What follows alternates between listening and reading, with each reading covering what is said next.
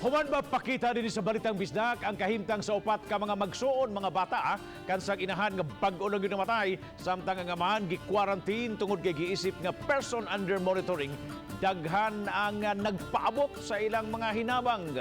Adunay follow-up report si Lian Singkulan. Lian.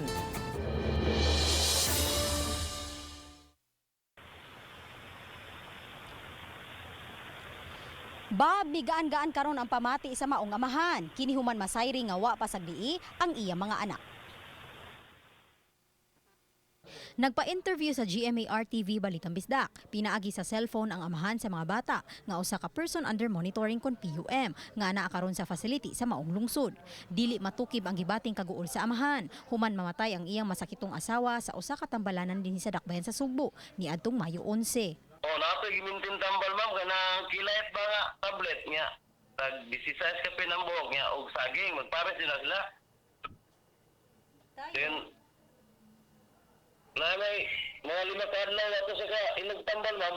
Wala po ingon na unong trabaho na ko ma'am. Nay trabaho pero ang kasakyan na jud ako palu sa akong gitrabawan. Ay tambay ko sa balay. Ya. Wala na ka kuan palit sa iyang maintenance di. Wala mo yung kwarta pod. Anton nga motong nagbalik yung sakit. Kay gikan sa Dakbayan sa Sugbo, gilahos siya sa pagpaubo sa 14-day quarantine ug tungod niini nabiyaan ang iya mga anak ug panimay. Ang katog yung kinamang ika-tulo na ko mamaya, nangutana kay ako kung uli ako po hindi daw nga. Sa din aka muli pa sa muli lagi ko diya rin pag kuman moana siya nga uyog mong mama pa ha pauli. Ya, wala to kibog, wala na jud yung mama. Migaan-gaan karon ang kaguol nga gibati sa amahan. Human masayod nga dagha mga tawo ang natandog sa kahimtang sa iya mga anak ug mitabang kanila.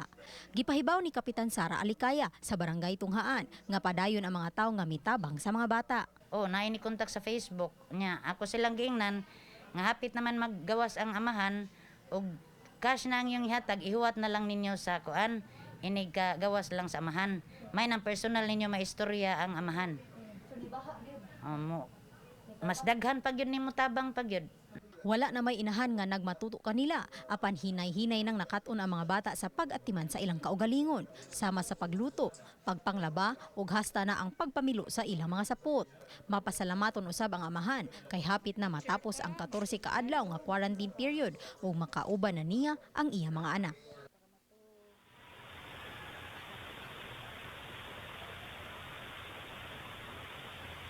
Samtang Bob, kanunay usab nga ginamonitor sa barangay ang swab test sa maong amahan nga PUM. Bob? Thank you so much, Lian Singkulan, sa imong live report.